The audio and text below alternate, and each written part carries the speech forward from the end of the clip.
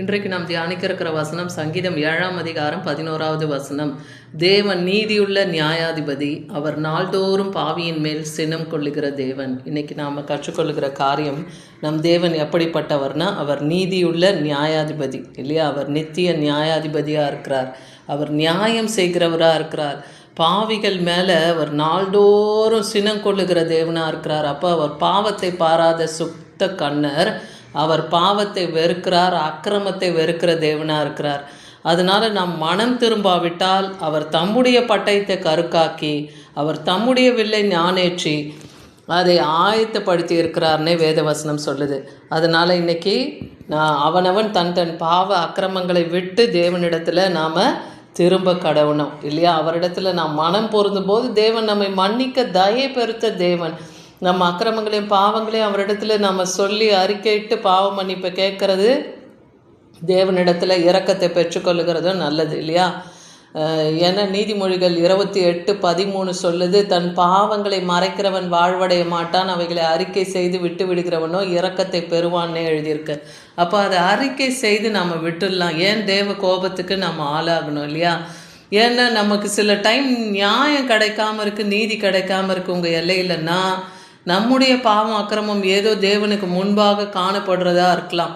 அப்போ அது என்னன்னு நம்ம நிதானித்து அந்த காரியத்திலிருந்து நம்ம வெளியே வரும்போது தேவன் நமக்கு நியாயத்தை செய்வார். நமக்கு எதிராக யார் எதிர்த்து நிற்கிறார்களோ அவர்களுக்கு என்ன நியாயத்தை செய்யணுமோ செய்வார்.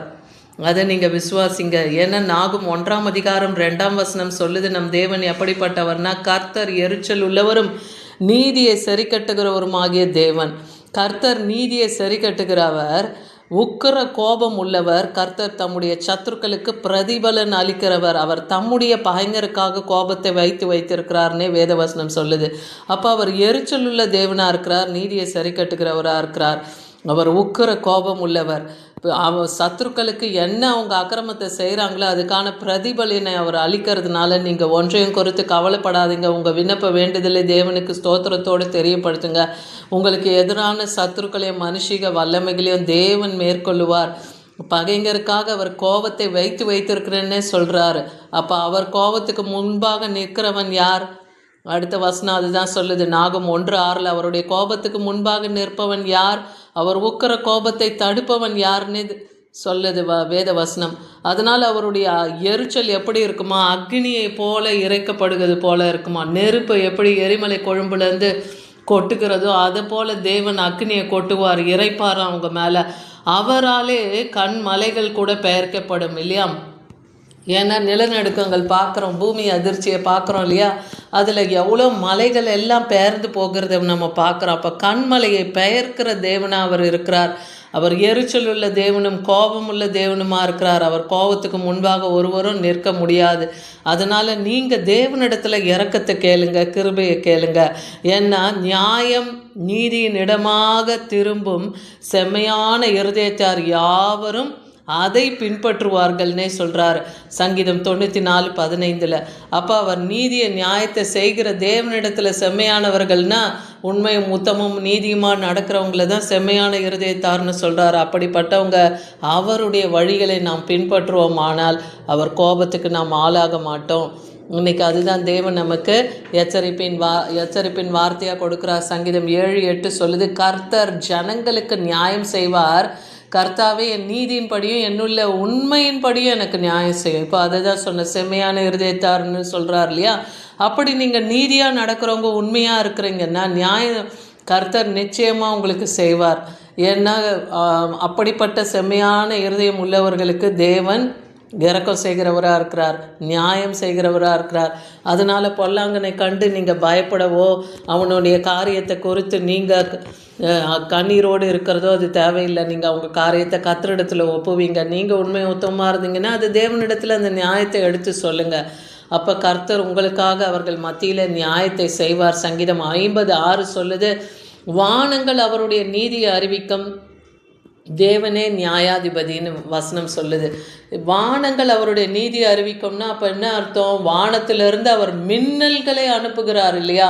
அவர் மின்னல்களை அனுப்புகிறார். அதுவும் அவருடைய கோபத்தின் வெளிப்பாடாக தான் இருக்குது. மின்னல்களை அனுப்புகிறார், இடியை அனுப்புகிறாரு, பெருவெல்ல மழையை கொடுக்குறாரு, இல்லையா? அப்போ அவர் எந்த இடத்துல என்ன செய்ய சித்தம் கொண்டிருக்கிறாரோ வானத்தின் மூலமாக கூட அவர் நீதியை நிலைநிறுத்துகிற தேவனாக இருக்கிறார். அவர் நித்திய நியாயாதிபதியாக இருக்கிறார். அவரிடத்துல உங்கள் வழக்கை கொண்டு போங்க. ஏன்னா ஒரு வசனம் சொல்லுது, என்னுடைய சத்தியத்தின்படியும் நீதியின்படியும் வழக்காடுகிறவன் யார்? வழக்காட வாருங்கள்னே சொல்கிறார். உங்கள் வழக்கை கர்த்தரிடத்தில் எடுத்துன்னு போங்க. உங்கள் நியாயத்தை தேவனுக்கு தெரியப்படுத்துங்க. அப்போ அவர் உங்களுக்கு நியாயம் செய்வார். சங்கீதம் 140 12 13 வசனத்தில் பார்க்குறோம், சிறுமையானவனின் வழக்கம் எளியவர்களின் நியாயத்தையும் கர்த்தர் விசாரிப்பார் என்று அறிவேன். சிறுமையானவர்கள் வழக்கு எளியவர்களுடைய நியாயம். அப்போ அவர்களுக்கு உதவி செய்ய ஒருவரும் இல்லாத நிலைமையில் இருக்காங்க, திக்கற்ற நிலைமை, விதவைகள், ஏழைகள், அனாதைகள், இல்லையா, வறுமையில் இருக்கிறவங்க, அப்படிப்பட்டவர்களுடைய வழக்கையும் அப்படிப்பட்டவர்களுடைய நியாயத்தையும் தேவன் விசாரிக்கிறவராக இருக்கிறார். அந்த நிலைமையில் நீங்களும் இருந்தீங்கன்னா கர்த்தரிடத்தில் உங்கள் வழக்கை கொண்டு போங்க. அவர் நியாயம் செய்வார். ஏன்னா நீதிமான்கள் உமது நாமத்தை துதிப்பார்கள், செம்மையானவர்கள் உமது சமூகத்திலே வாசம் பண்ணுவார்கள் என்றே வசனம் சொல்லுது. அப்போ தேவனை துதிங்க. முதல்ல உங்கள் பிரச்சனை போராட்டம் நீங்கணும்னா முதலாவது தேவனை துதிங்க, ஸ்தோத்தரிங்க. அவரிடத்துல இறக்கம் தயவை பெறும்போது உங்களுக்கு நியாயம் விளங்கும், இல்லையா? அவர் சமூகத்தில் நீங்கள் வாசம் பண்ணுகிறவர்களாக இருங்க. எப்பவுமே தேவ சமூகத்தில் காத்திருந்து உங்களுக்குரிய காரியங்களுக்கான பதிலை பெற்றுக்கொள்ளணும்னா அவர் நாமத்தை துதித்து அவர் சமூகத்தில் காத்திருங்க. அப்போ கர்த்தர் உங்களுக்கு நியாயம் செய்வார். ஏன்னா லூக்கா 18ஆம் அதிகாரம் 2-3 வசனத்தில் பார்க்கும்போது அங்கே ஒரு பட்டணத்தில் ஒரு நியாயாதிபதியாக இருக்கான். அவன் எப்படிப்பட்டவனாக இருக்கான்னா, தேவனுக்கு பயப்படாதவனும் மனுஷனை மதியாதவனுமா இருக்கிறான். அந்த பட்டணத்தில் ஒரு விதவையும் இருக்கிறா. அவள் தினந்தோறும் போய் அவன் வீட்டு வாசற்படியின் கதவை தட்டுகிறாள், இல்லையா? தனக்கும் தன் எதிராளிக்கும் இருக்கிற காரியத்திலே தனக்கு நியாயம் செய்ய வேண்டுமா அந்த நியாயாதிபதியின் வீட்டை அவள் தட்டி கொண்டே இருக்கிறாள். ஆனால் அவனும் அவளுக்கு செவி கொடுக்காமல் இருக்கிறான். அப்போ ஆனாலும் அவள் சோர்ந்து போகாமல் ஜெபித்து கொண்டோ இருக்கிறா, அவன் வீட்டு வாசற்படியின் கதவை தட்டி கொண்டோ இருக்கிறா. அதை போல் இன்றைக்கும் கர்த்தருடைய கதவுகளை நீங்களும் தட்டுங்க. ஏன்னா தட்டுங்கள் அப்பொழுது உங்களுக்கு திறக்கப்படும், தேடுங்கள் அப்பொழுது கண்டடைவீர்கள் சொல்கிறார், இல்லையா? அப்போ கர்த்தரை நீங்கள் தேடுங்க, அப்போ நீங்கள் அவரை காண முடியும். தட்டுங்க, கர்த்தர் உங்களுக்கு நியாயம் செய்வார்.